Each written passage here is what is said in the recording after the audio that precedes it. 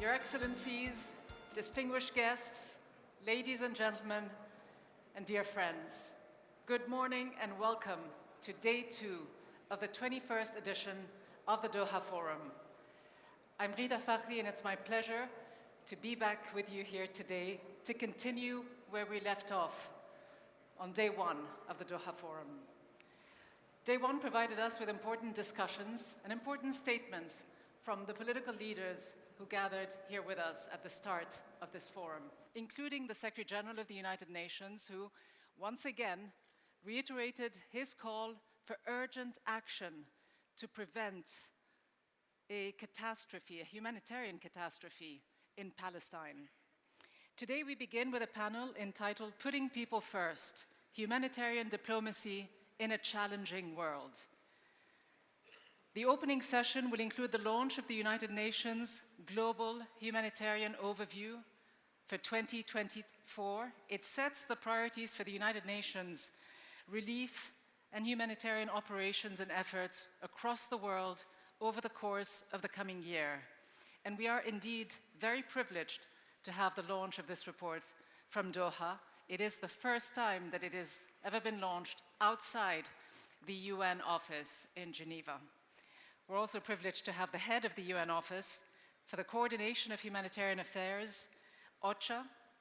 He is here with us. Martin Griffiths is the UN Undersecretary General for Humanitarian Affairs and Emergency Relief Coordinator. It's a pleasure to see him again, a former diplomat and longtime conflict mediator. He's dedicated much of his career to humanitarian work. I've learned that he's also a qualified barrister and a fellow graduate of the School of Oriental and African Studies in London. He will, of course, be joining us in a few moments to tell us more about the prospects for humanitarian work and the priorities for the United Nations in 2024. But first, I'm delighted to invite to the stage a former colleague of mine from Al Jazeera English, one of the principal presenters here in Doha, Dareen Abu Gheda, who will be moderating this session.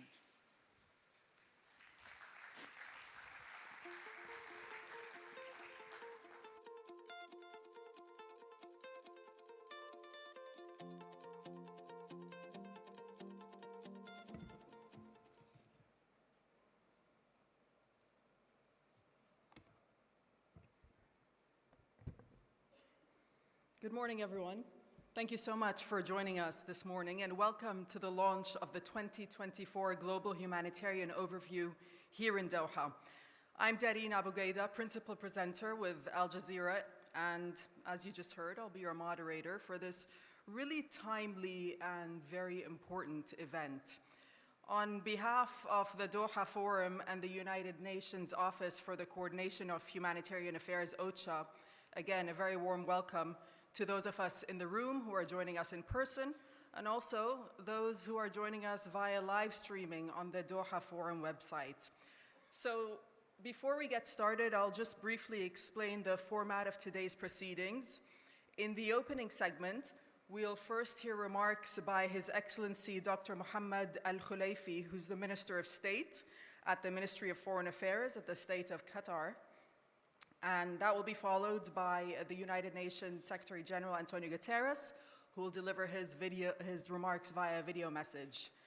We'll then have a short intervention from His Excellency Mr. Abshir Omar Jum'a, who's the Minister of Foreign Affairs and International Cooperation of the Federal Republic of Somalia, followed by Mr. Martin Griffiths, who's the Undersecretary General for Humanitarian Affairs and the Emergency Relief Coordinator, who will then be presenting the 2024 Global Humanitarian Overview. And following that opening segment, we'll then have our distinguished panelists, our speakers, who will be joining me here on stage, and they'll be participating in a high-level panel discussion on putting people first, humanitarian diplomacy in a challenging world. So let's get started. Let me invite up to the stage His Excellency Dr. Mohammed Al-Khulaifi, Minister of State for the State of Qatar. Dr. Khulaifi, welcome.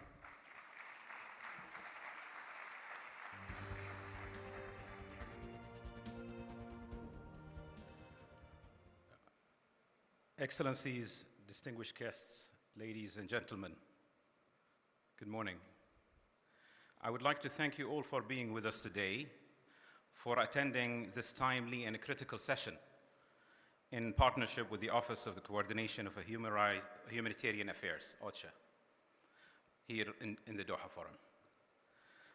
In a world filled with unprecedented challenges, we must come together to tackle those obstacles that hinders our ability to provide aid and assistance to those in need. Let us first acknowledge that there are some challenges that need to be presented. First, there is a loss of trust in the effectiveness of international institutions and multilateral actions. In a time when a global cooperation is critical, there is a skepticism surrounding the ability of these institutions to bring about positive change. Second, there is a high cost associated with most relief and development models. And third, there is a donor fatigue that is growing as a problem. We witness a decrease of the level of enthusiasm among donors to contribute to the humanitarian causes, which can have a devastating consequences for those who demand our support.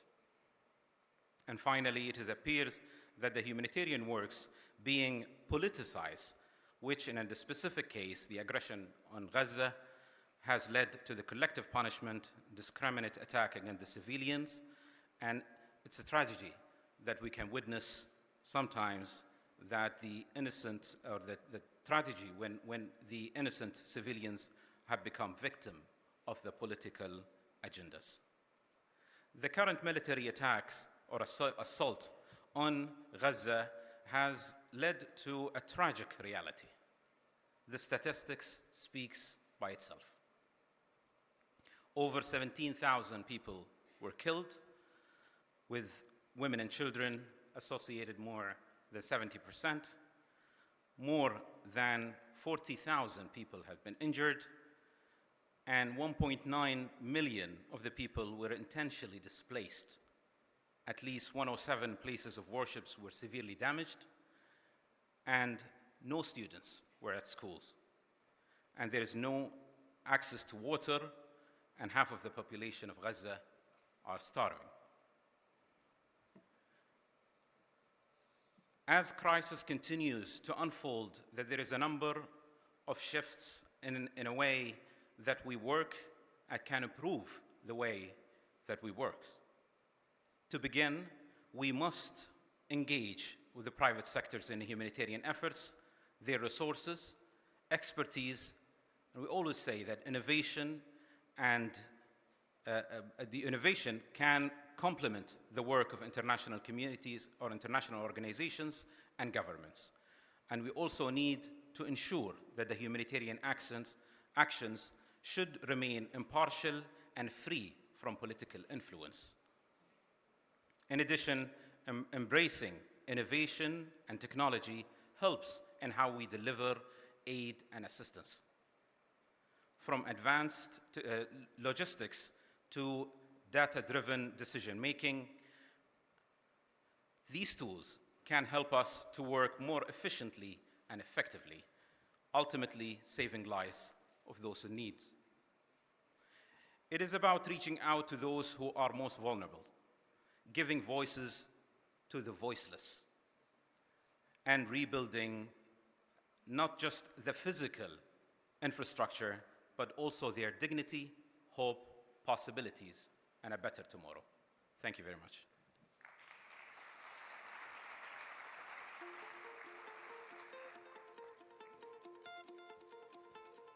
Thank you so much, Your Excellency, for highlighting the commitment, Qatar's commitment to alleviating the suffering of millions of people who are affected by all these crises, and also the unique way of humanitarian responses. Let's now invite the United Nations Secretary General, Antonio Guterres, and he'll be delivering his remarks via video message.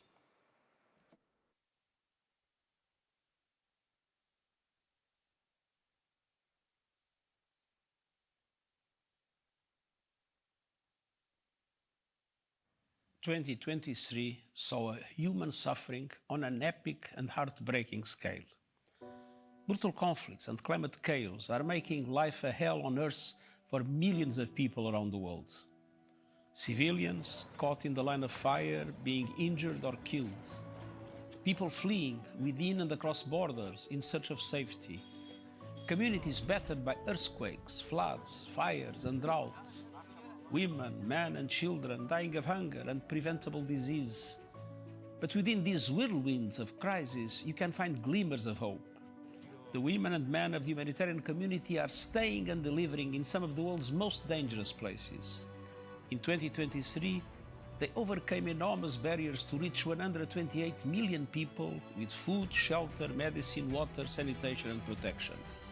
And they did so with a fraction of the support they need, just 1/3 of the $57 billion required. This represents the worst funding shortfall for humanitarian operations in years. We cannot continue doing more with less. In 2024, we are counting on donors' generosity to turn the tide. United Nations and our partners are seeking $46 billion to help 181 million people in need. Donors must pull out all the stops to get there. We also need far more investment to build resilience and strength in vulnerable communities so they can withstand shocks and crises. And we need to redouble global efforts to address the climate crisis and forge political solutions to the conflicts that are inflicting widespread misery and death. We cannot turn our backs on human suffering.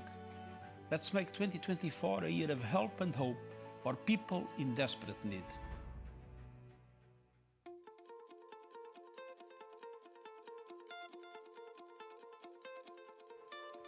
The Secretary General for his remarks, his insightful remarks on the UN's determination to address the ever-growing humanitarian needs worldwide. I'd now like to invite to the stage His Excellency Mr. Abshir Omar Jama, who's the Minister of Foreign Affairs and International Cooperation of the Federal Republic of Somalia, for his remarks. Your Excellency, the floor is yours.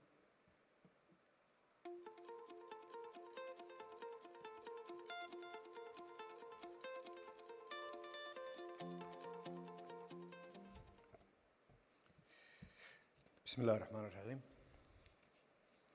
Your Excellency Sheikh Mohammed bin Abdurrahman bin Jassim Al Thani, Prime Minister and Minister of Foreign Affairs of the State of Qatar, His Excellency Mr. Antonio Guterres, United Nations Secretary General, Excellency Mr. Martin Griffith, and the Secretary General for Humanitarian Affairs, and Emergency Relief Coordinator, honorable heads of states, government, diplomats, and delegates, distinguished guests, ladies and gentlemen.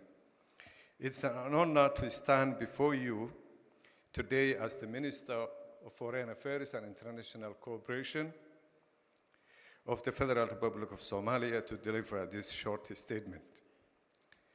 Excellencies, in an era where conflicts, natural disasters, and myriad of humanitarian crises continue to plague our societies, it becomes imperative for nations to prioritize well-being of people above all else.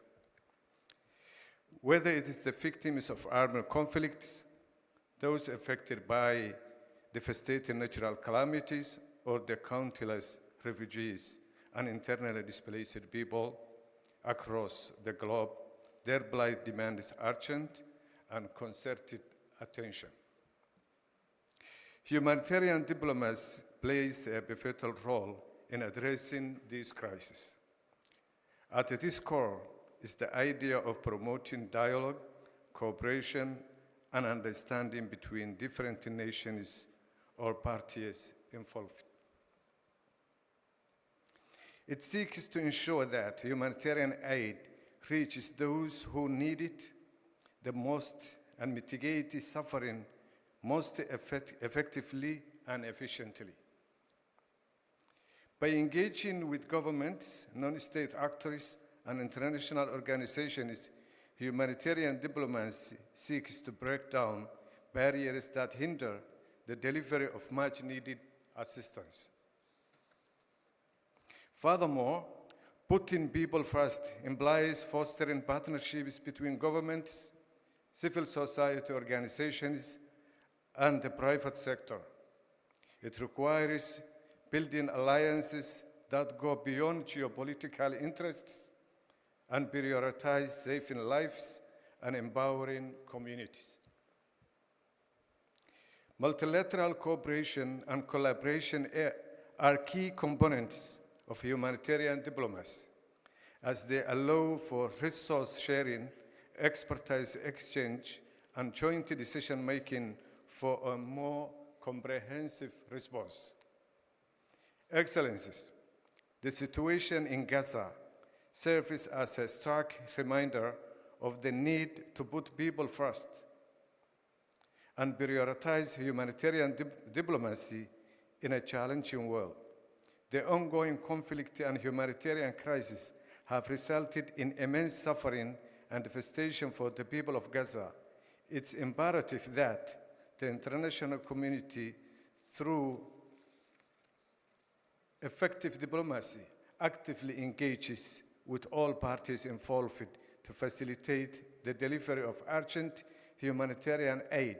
It is essential to address the underlying causes of the crisis and advocate for the protection and dignity of the civilian population, including children and vulnerable groups who are disproportionately affected. Ladies and gentlemen, in light of the challenges that humanitarian diplomacy faces today, we must face them with innovation and adaptability. The rapidly evolving digital landscape has provided new avenues for communication, coordination, and response. We must harness these technologies to facilitate, enhance, and streamline humanitarian efforts, from early warning systems in disaster-prone areas to utilize social media platforms for promoting awareness and fundraising. The possibilities are endless in leveraging technology for the benefit of humanity. Moreover, as we strive to put people first, it's crucial to empower local communities by involving them in the decision-making processes. Local knowledge, cultural sensitivities, and their inherent resilience must be acknowledged and integrated in the humanitarian response. By doing so, we can ensure that the assistance provided is context-specific, sustainable, and tailored to the needs of the affected populations. Excellencies, in conclusion, putting people first and prioritizing humanitarian diplomacy in challenging world is not an easy task, but it is one of utmost importance. It requires a commitment to the values of humanity, empathy, and cooperation.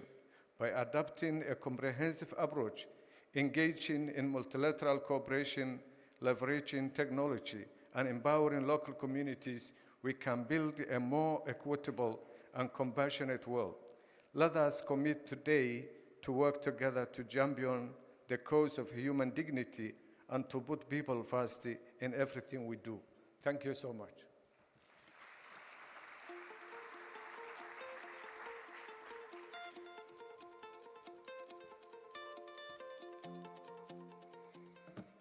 Thank you, Your Excellency, for providing that perspective from Somalia on the current humanitarian needs and all the operations. Thank you for your time. Let's now invite up Mr. Martin Griffiths, who's the Under-Secretary General for Humanitarian Affairs and the Emergency Relief Coordinator, who will be presenting the 2024 Global Humanitarian Overview.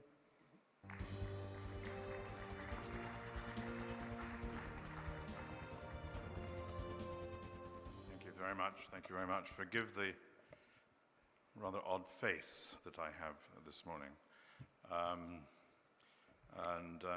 And allow me to start with an unscripted part of my remarks. And that is to say thank you, Honourable Prime Minister, to what you and your government do daily to seek for peace, provide for humanitarian assistance, to understand the relationship between the two, as I have direct experience of in the case of Gaza, It is not a coincidence that this is the first ever humanitarian global overview presented outside Geneva by one of my successors than to be here in Gaza.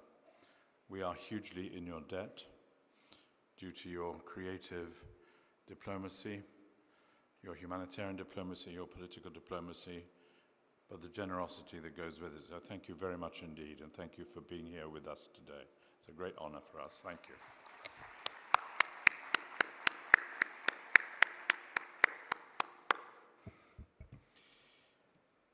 I was also going to start with remarks on Gaza, but I think Mr. Al-Khalifi has also said what we all know very well, which is that the situation is bad and getting worse, that the efforts of Gaza to bring moments of peace, which were successfully achieved last week, were of the greatest importance and will be still of the greatest importance. And the very facts of the destruction and of the intensification of the military operation that we have been hearing about in the south of Gaza and the threats to neighboring countries only makes the prospects and the priorities and the importance and the creativity of your efforts all the more important. We are relying on you, and we know that you can be relied upon. Thank you very much. But Gaza is an example, and we've heard from the Secretary General why 2023 has been yet another incredibly challenging year. And as we approach 2024, almost 300 million people around the world are in need of humanitarian assistance and protection. 300 million people. I think that's equivalent to the third most populous country in the world. 300 million people are in need of humanitarian assistance around the world. And we all know the causes. There is no secrets. New and resurgent conflicts around the world with deep and long-lasting consequences, almost none of which are resolved and become what we call intractable. This year that we have seen the eruption of yet more brutal conflicts. It has been one after the other. In Sudan in April, and then as I've just referred to in Israel and the occupied Palestinian territory in October, these two massive, geostrategically important, humanitarianly vital conflicts have joined the myriad other unresolved conflicts that have kept millions of people in a state of prolonged need and that we would have been discussing were we here a year ago. In Ukraine, remember that? In Syria, remember that? In Yemen, I remember that, to name only a few. The global climate emergency as well. We are now on the last day, I think, of the COP. This is why I'm very, very proud to be sitting in the same space as the Minister of Foreign Affairs, International Relations of Somalia. The global climate emergency has continued to spiral out of control. And I was asking him just before we started, what is your impression of the COP? And he wisely said, it's far too complicated to put into a few words, as is climate, as is climate. But it leaves a trail of destruction in the path that we are involved in. 2023 has been the hottest year on record. We have seen multiple concurrent climate disasters, from tropical cyclone Freddy in southern Africa to wildfires in Europe, and the devastation wrought by Storm Daniel in Libya. And we were lucky, were we not, to escape famine in the Horn of Africa, which we worried about so much.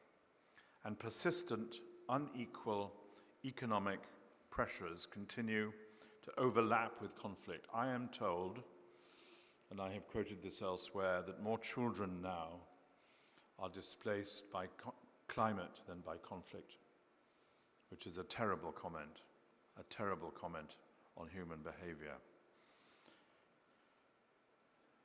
Persistent, unequal economic pressures. climate disasters, disease outbreaks, and other factors.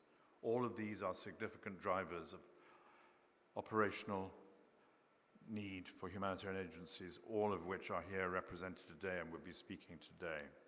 The result is that across the world, more people are displaced than at any time since the beginning of this century. 1 in every 73 people around the world, a ratio that has been doubled in more than 10 years. Nearly 1 in 5 children around the world is either living in or fleeing from conflict. 1 in 5 children. Can you imagine looking around our distinguished audience today and imagining the children of so many people here? 1 in 5 living in or fleeing from conflict. 258 million people, just to keep the numbers going, are facing acute food insecurity or worse. And as disease outbreaks continue to cause significant loss of life, with deadly cholera outbreaks in 29 countries. I was reading last night about the cholera outbreaks in Sudan, fueled by overstretched health systems. My colleague Tedros has been very vociferous, and rightly so, on this. Shortages of vaccines and lack of access to clean water and sanitation. There are more than 4 horsemen of the apocalypse now. There are many, and we have seen them every day. In the face of these immense challenges, the humanitarian community, once again, as the Secretary General said, showed its mettle, providing some form of assistance this year, to 128 million people worldwide, a heroic effort, thanks to the generosity of many people here today. Thank you for the generosity of humanitarian funding. These efforts did save lives. They did make a decisive difference in many crises. In Somalia, if I may, for instance, the efforts of local communities, and you emphasized the need to listen to local communities. The scale up of humanitarian assistance, plus, thank God, the arrival of better rains, meant that famine was averted. The dog did not bark. And I was one of those who was pessimistic on the matter. But this is a tenuous gain. The success in averting famine in this year could easily be derailed if there is no improvement in the underlying drivers of the crisis in the Horn of Africa and in Somalia. Across the humanitarian community, we persisted in efforts to make humanitarian action more efficient, more effective, and accountable to those we serve. This year, for example, I launched the so-called Flagship Initiative, a 3-year pilot project in 4 countries that aims to empower affected people and make them the prime center of our programming effort, to empower them and devolve more direction and decision-making to the local level. Not an easy task, one that will be a challenge to all of us, particularly in the large humanitarian agencies, and we will see this challenge during the course of this year. We have expanded our use of faster, more dignified, more cost-effective, anticipatory responses to predictable crises. I'm grateful for Germany for also championing anticipatory action. But these efforts have taken place against the backdrop of a severe and ominous funding crisis, which we've all heard of. In 2023, we have so far received, as of now, just over 1/3 of the $57 billion required, making this the worst funding shortfall, as we have heard from the Secretary General, in years. For the first time since 2010, we will have received less funding than in the previous year. It has always gone up, it's flattened. It's flattened not, I should add, because of Ukraine, because the generosity of the major donors has protected the aid for other parts of the world. It's flattened because the needs have also grown. But we fear for the worst for next year. The result is that many people, around 38% of those targeted through our emergency-specific plans in countries, did not get the humanitarian assistance we aim to provide. And throughout the year, humanitarian agencies had to make increasingly painful decisions, including cutting life-saving food, water, and health programming. And I believe WFP has said that every 1% cut puts 400,000 more people in serious food insecurity. And we would hope not to continue this trend into next year. In preparing, therefore, this global humanitarian overview for 2020-24, we are trying to do our part to meet these particular needs, this particular gap, to ensure that the people we reach in the places that we need the most in 2024 are properly served.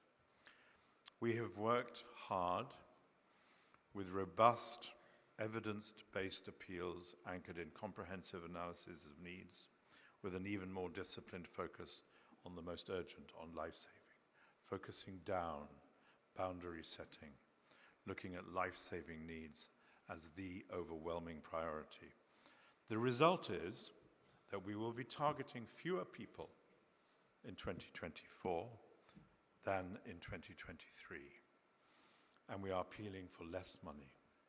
And this is the first time that this has happened in recent years. And it's not because there is no need, it is because we have had to prioritize urgent life-saving need as our core business. And we've had to make the assumptions to make money more efficiently spent, the use of cash, for example. In return today, of course, therefore, on behalf of more than 1,900 humanitarian partners around the world, in this great process that produces country-based humanitarian response plans, what our ask for 2024 is $46 billion, still a lot of money, but a lot less than the $57 billion that we asked for in 2023. And I congratulate, and I know exactly the difficulties that many agencies have gone through in countries with host governments to reduce those numbers. In return, of course, we're appealing for donors to do their part, to dig deeper, and to fully fund these robust, these more rigorous, and these more prioritized plans. We're issuing a wider call to action. Humanitarian assistance cannot be the entire solution. Everyone needs to be part of this process.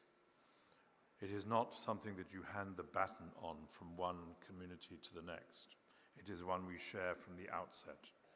It is time that we make a reality in the field, not in high-level panels, but in the field, with development and other financial investments in fragile settings and marginalized communities. I was much struck recently in a meeting that we all attended in Brussels the other day on Afghanistan, how much time was devoted to the issue of economic issues in Afghanistan.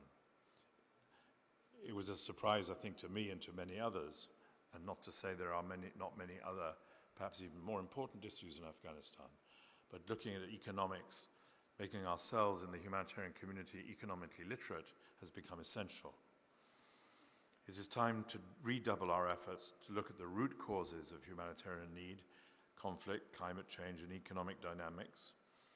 And it is time to look at ways back, durable solutions. Robert Piper of the United Nations system is one very much involved in that. We must all be part of the process of looking at ways back for people. I am one of those, many of you in the room are among them, who have gone to IDP camps where people have been staying for 10 or more years. I was in Myanmar in August, and a woman there who'd spent the last 12 years in that IDP camp from which she could not escape, was not allowed to escape, had still not been able to find the basics of life.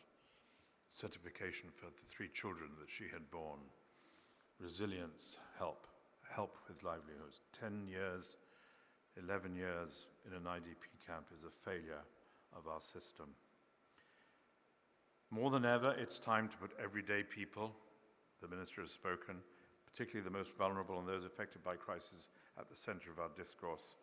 Diplomacy, hence the title, and decision-making. And diplomacy also links us, I think, to the kind of approach that Qatar applies to crisis. It applies diplomacy, it applies generosity, it applies leverage, and it applies a partnership.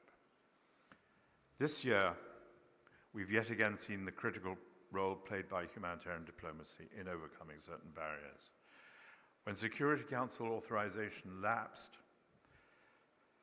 for cross-border UN assistance into northwest Syria, diplomatic outreach enabled bilateral understandings to ensure aid could continue. I think it's still fragile. I was receiving a message this morning that it's still fragile. We should keep a very close eye on it. The renewal of the Bab al-Hawa crossing point is our immediate aim. Without it, we will be operating at a minimum. But we did get that agreement through diplomacy. Urgent diplomatic efforts, of course, continue non-stop. Here we are in the capital of those efforts in relation to the tragic situation in Gaza. And as the Doha Forum is discussing this year, we're facing an increasingly multipolar,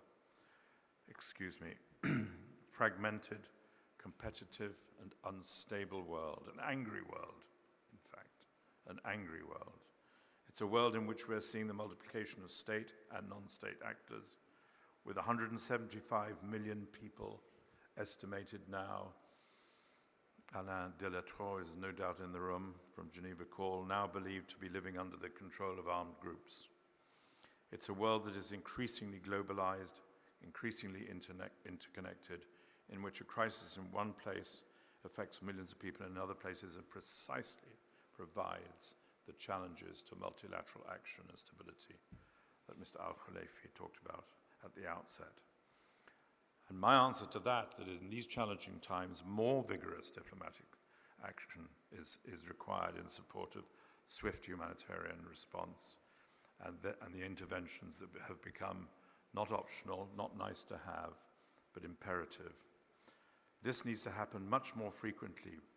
We as a community need to engage much more diligently and with dynamic creativity with the other parts of the international communities in the day response to crisis to reach the people and communities whose lives have been so brutally turned upside down. Look at Sudan. Look at how the humanitarian situation is unrolling, unspooling in front of us in the context of so little in the context of political diplomatic progress. We have to engage with that. We have to make our voice heard, and we have to make our contribution that we can make without being politicized. This is why my office, the clunkily named UN Office for the Coordination of Humanitarian Affairs, and our colleagues in the Interagency Standing Committee are putting humanitarian diplomacy at the center of our strategy for the coming years, drawing on the wealth of expertise in that committee, the links, the networks, the knowledge, the experience, the influence that they have. But we cannot do it alone. If we are to overcome the increasingly complex challenges to humanitarian action, which we will see in 2024, and we will be having a bad report at the end of this year, unless a miracle happens, then it's all of us, just as in Gaza, it's all of us, need to come together to play our part. After all, Honourable Prime Minister, absent solutions, the most important role the international community can play in crisis is to do everything possible to save lives, to reconfirm humanity, to reconfirm that we are, at our core, humane and thoughtful and generous. Thank you very much.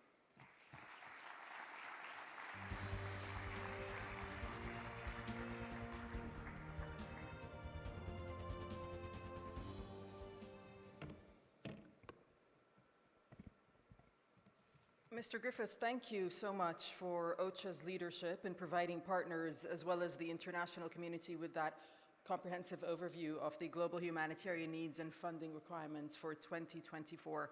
We're now moving to the second part of our, the next segment of our event, and that's a panel discussion on putting people first, humanitarian diplomacy in a challenging world. So let me introduce my panelists and call them up to the stage. Mr. Edward Chaiban, welcome. Mr. Chaiban is the Deputy Executive Director of Humanitarian Action and Supply Operations at the United Nations Children's Fund. That's UNICEF, welcome. We have with us Ambassador Deike Potzel, who's the Director General for Crisis Prevention, Stabilization, Peacebuilding and Humanitarian Assistance, as well as the Special Envoy for Middle East Humanitarian Issues in Germany. Welcome, Ambassador. Thank you for joining us. We also have with us Ambassador Hisham Youssef, who's a Senior Fellow at the United States Institute of Peace. Welcome to you. And Dr. Afrah Al-Zuba, who's the Managing Director from the Executive Bureau for the Acceleration of Aid Absorption and Support for Policy Reforms in the Republic of Yemen. Welcome to you all.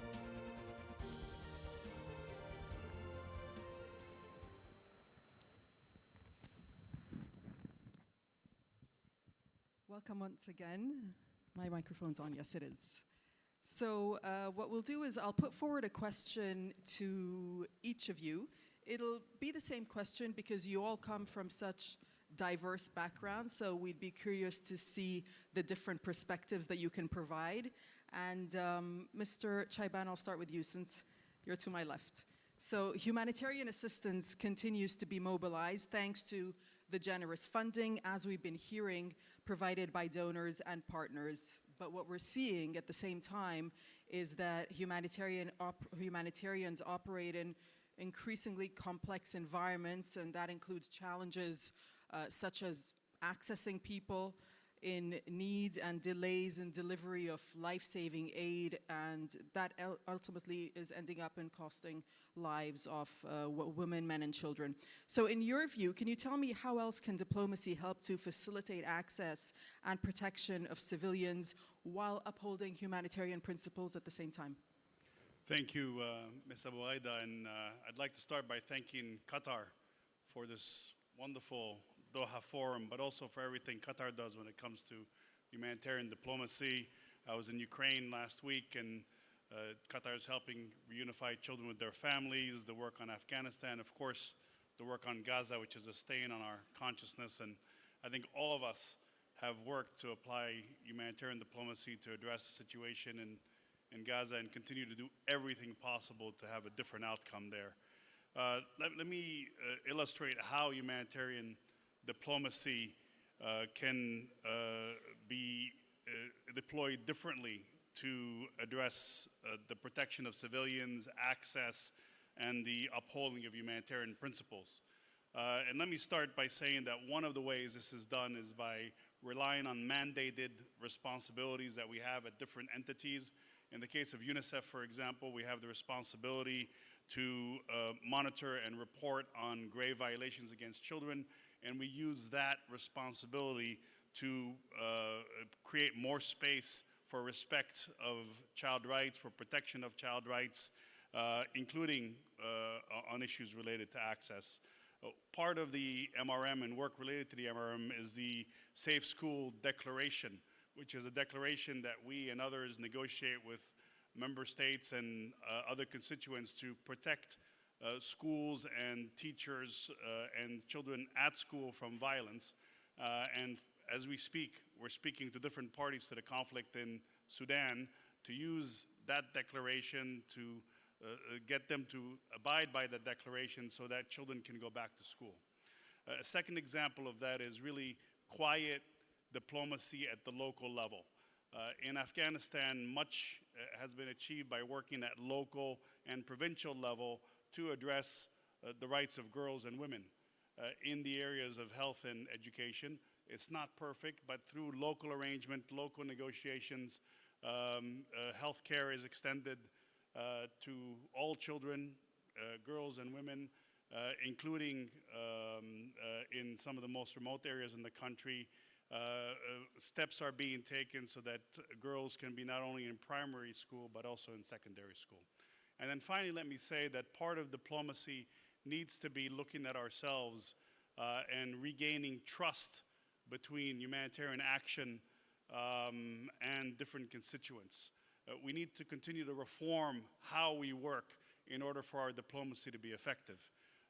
This historically has meant a look at issues like localizations, relying more on communities, as the minister from Somalia told us, focusing much more on issues related to growing local economies. And next steps in that reform is really to look at ways that we can further live up to our principles.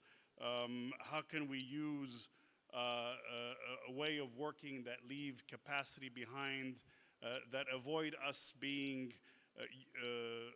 instrumentalized or used by any party. So we're seen as neutral actors that regain trust at community, at country level in the work that we do. Thank you. Thank you so much. Ambassador Potzel, so same question to you. In your view, how else can diplomacy help to facilitate access and the protection of civilians while at the same time upholding those humanitarian principles that are so crucial? Thank you so much. And thanks so much for organizing this. Thanks to Qatar, of course, to bring us together here and for these important debates. Now, access, obviously, is the most basic precondition to reach people in need, to reach them with the most basic, the food and everything that they really are in dire need of. The protection of civilians, and that is very important to us, is again a huge task for all the parties involved. It must be safeguarded at all times. Civilians must be protected. It is a huge responsibility for all the conflict parties, and we make that very clear in our also diplomatic engagements wherever we go. Germany is engaged on all levels in very different crisis settings, and a few of them have been named today already. But let me just say Tigray, for instance, where we have been very heavily engaged also in a joint initiative with our French colleagues. Sudan, obviously, Martin referred to it. We are all very worried about the access situation there. Syria, Yemen as well was a place where we were heavily engaged as well, also on all diplomatic levels. And then, of course, Gaza, and you were mentioning, the minister appointed me as special envoy for humanitarian assistance and issues in the Middle East. And I've been traveling the region for weeks now, talking to all the relevant actors to reach an improvement of the situation, to reach better access in order to bring in more of the necessary assistance. We are also supporting the call for action on defending IHL and the protection of humanitarian aid workers. And we are also supporting humanitarian access negotiations. And let me just say that we are funding, for instance, OCHA's negotiation cell. And we are also very happy to support Geneva Call, which was mentioned here before, who are doing a tremendous job in pushing for IHL in the most difficult circumstances. And let me name another organization that we are happy to support, and that is the Center of Competence for Humanitarian Negotiations. They are also based in Geneva, and I invite everybody, because I know that their funding is short too, to join our efforts to train people, to train humanitarian aid workers. And let me also underline, every year, a huge number of humanitarian aid workers die in conflict. And we need to do everything in our power to support them. And Germany, as the second biggest bilateral donor, is not only financing, concrete aid and assistance, but we are also supporting those efforts to get better negotiation, get better at negotiations, and to help people get access to reach the most vulnerable. Thank you. Wonderful, thank you so much. Ambassador Hisham Youssef, so from your perspective, how can diplomacy help to facilitate access and protection of civilians while again upholding humanitarian principles? Well, first let me thank Qatar and the Doha Forum for this kind invitation and this important session. Let me start by expressing my deep gratitude to the Secretary General of the United Nations for invoking Article 99 in relation to the situation in Gaza. And also thank Martin Griffith for his position as well in relation to the humanitarian situation in Gaza. I'll focus on 5 points very briefly. The first point is that the main challenge remains in the failure of the international community to prevent and resolve conflicts. And in particular, the paralyzed Security Council. Just imagine what the world would have looked like had we been able to resolve the conflicts in Syria, in Yemen, in Sudan, in Somalia, and beyond our region in Myanmar and Ukraine. I think that this should be our first priority. My second point is that a crucial dimension that is contributing to further suffering of the people is related to the fact that there are those who are violating international humanitarian law and they feel immune. And this has to stop because this cannot continue. And my third point is in relation to the fact that it is rather shameful that hundreds of billions of dollars are readily available when we come to talk about weapons and ammunition. But then we heard the Secretary General of the United Nations and Martin Griffith complaining about the lack of funding in relation to saving lives for people in need. My fourth point is in relation to the need to establish more effective platforms to discuss the nexus between peace, development, and humanitarian assistance, and to empower local communities to face the crises that they are facing. And this was adequately mentioned by the Foreign Minister of Somalia and others. Finally, my final point is in relation to the humanitarian system. The humanitarian system have seen some advances, but still, there is much work that needs to be done in order for this system to work in a more effective way. The World Humanitarian Summit that was held in Turkey in 2016 tried to address this issue, but it wasn't that successful. And I think that much more work needs to be done. And I would conclude by suggesting that we should hold another humanitarian summit to address all these issues, the needs, the reform, localization, and others. And I hope that the number of countries that are facing the biggest challenges in humanitarian assistance, not necessarily because of a crisis of their own, but maybe a crisis in their neighborhood, like Turkey, Egypt, Jordan, Bangladesh, Pakistan, and others, and hopefully to be supported by other Western countries in order to see how the system can work in a more effective way. Thank you. Thank you so much. Thank you. Dr. Afrah Al-Zuba, you're here, you're joining us from Yemen, obviously a country with huge humanitarian needs. What's your perspective on this topic, and how do you think diplomacy can help to facilitate access and protection of civilians while upholding humanitarian principles?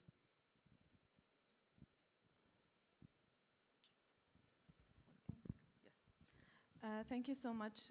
Good morning, everybody. And first, I would like to thank Qatar for hosting this event and also for the unique efforts that Qatar is devoting to end the suffering in Gaza. We are supporting these efforts and would like to see more efforts provided from Qatar and the other international community, to solve and stop the killing in Palestine. So, responding to this question, I would like first to second what Mr. Ambassador Hisham mentioned. Completely agree with what he said. So instead of starting from employing or deploying diplomacy to enhance the access to humanitarian aid, I think we should tackle the roots. Why people should suffer, from the beginning. We have to ask ourselves, So people suffer due to conflicts. So can we avert these conflicts as international community? The second, people suffer due to, climate change, due to catastrophes. It's unavoidable in many cases, but still something can be done. So if we tackle these issues, I think this can help to save the lives of people. The second thing is when conflict is taking place, so international community should enforce the implementation of international humanitarian law. And if we continue just to implement double standards, and when it's politically legitimate for some countries, like what happened in Israel right now, to do whatever they want to do, so the conflicts will continue and the suffering of people will continue. So we have also to work to enhance and enforce international humanitarian law. The third point is to work to enhance the space for partnerships. Partnerships among international players and actors, and within local also partners and actors. So I would say, for example, in Yemen, when the conflict erupted in, before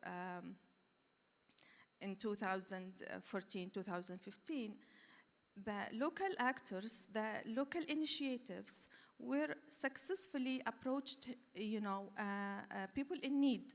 And because they know the dynamics within the local communities, and they could approach them and serve them and cover, a huge part of their needs even before the international community interferes. So I think aid workers can utilize these techniques, the local techniques, to reach local communities. So this is one.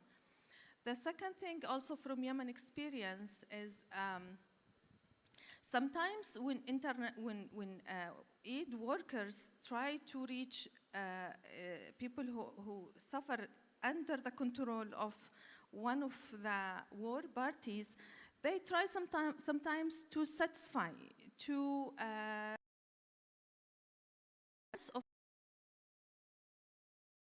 for the benefit of people areas under Houthis' control.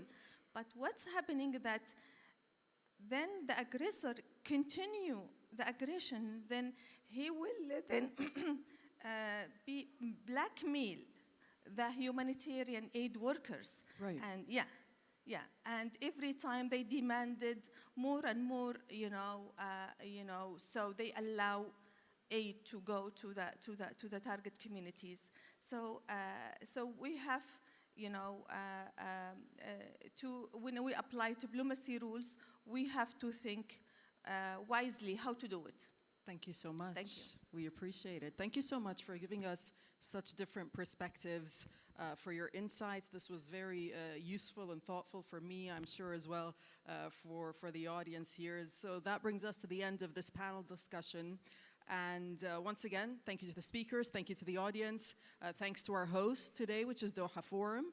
And I wish you all a really good rest of the day. And for those interested in reading more about the 2024 Global Humanitarian Overview that Mr. Griffiths was launching today, you can check out the dedicated webpage at humanitarianaction.info. So please check it out. And thank you so much for attending today. Thank you.